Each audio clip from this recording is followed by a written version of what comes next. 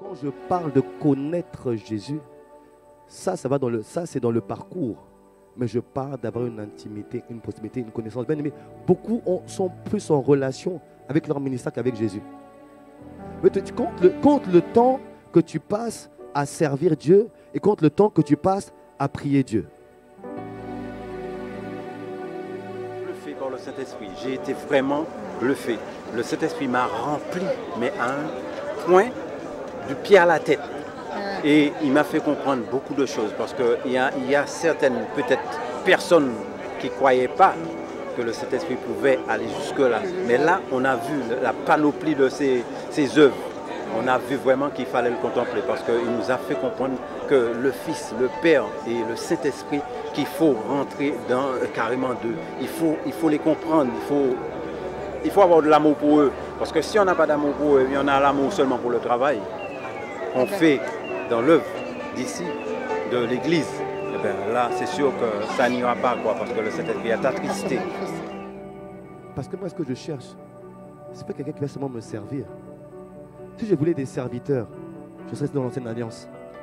Je ne veux pas des serviteurs, je veux des fils. C'est pour ça que j'ai envoyé le fils unique pour avoir d'autres fils. Parce que je veux une relation familiale, pas une relation de maître à serviteur, mais de père à fils. Pas de maître à serviteur, de père à fils. Pas de maître à serviteur, mais de père à fils. Je veux une relation de père à fils et non de maître à serviteur, comme dans l'ancienne alliance. Sinon, tu serais resté dans le temps de Moïse, David. Non, il a envoyé le Seigneur Jésus pour avoir d'autres enfants avec qui avoir une relation familiale, proximité, père, fils, non comme maître et serviteur. Il faut qu'on reste accroché à lui, à l'amour de Dieu. Ouais, moi, c'est surtout à l'amour que j'ai retenu, l'amour de Dieu. Il faut qu'on reste accroché à cet amour. Voilà. Tu te trouves bien aimé, plus tu le connais, plus tu te trouves insignifiant. Plus tu connais Jésus, plus tu trouves que tout ce que tu fais est insignifiant. Il n'a aucune valeur en réalité. Et quand l'apôtre Paul commence à connaître, il dit, regarde ce qu'il dit. Il dit, tout ce qui était pour moi un motif de fierté.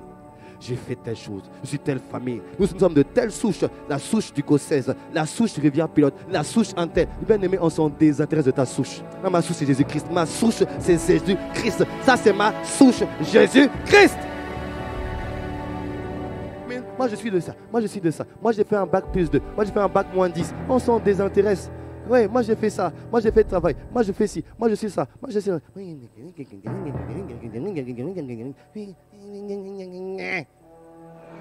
J'ai compris que l'œuvre de Dieu est amour, que tout ce qu'il a fait pour nous, c'est vraiment par amour. Et ce que j'ai vu aujourd'hui là dans ce culte, c'est un acte vraiment puissant et merveilleux du Saint-Esprit qui ne nous délaisse point parce que le Seigneur nous avait dit qu'il partait nous chercher une place et qu'il nous laissait un consolateur, son Saint-Esprit. Et voir le Saint-Esprit à l'œuvre aujourd'hui, ça a été une grâce qu'il nous remplisse.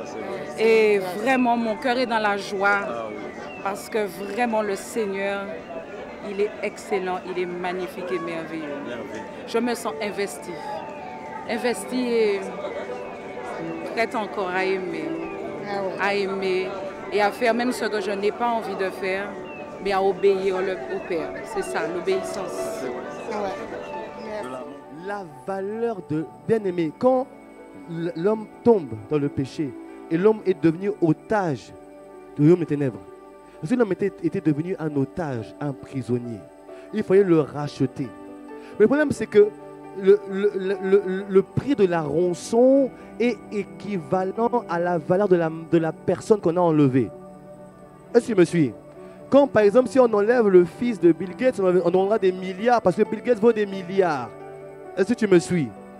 Mais tu vois, le problème de l'homme c'est que Dieu regarde qui il va envoyer. Il regarde les anges, il regarde les animaux. Il dit mais en fait il y a un problème. C'est que eux, les anges, les animaux, je les ai créés par ma parole. Ils n'ont pas la même valeur que l'homme. Parce que l'homme, la valeur de l'homme, c'est quasiment ma valeur à moi. Pourquoi? Je l'ai fait à mon image et à ma ressemblance. Ce que ça m'a apporté, c'est beaucoup de joie, du réconfort, vraiment, par rapport au message que le pasteur a apporté. Ça m'a fait beaucoup de bien et j'ai vraiment senti le Saint-Esprit, il était là et je suis très contente d'avoir participé aujourd'hui à ce culte. Tel il est, tel nous quand tu comprends ça, tu commences à connaître, mais en fait, non seulement il m'a aimé, il s'est offert pour moi, il s'est donné pour moi, et il a partagé son titre avec moi. Comment ne pas aimer un tel Sauveur? Comment ne pas aimer un tel Seigneur? Comment ne pas aimer un tel Dieu? Comment ne pas aimer un tel Seigneur et Sauveur comme lui? Comment ne pas lui donner son cœur et sa vie? Comment ne pas lui obéir? Comment ne pas renoncer à tout pour lui? Comment ne pas mettre tout comme de la boue par rapport à ce qu'il a accompli pour moi?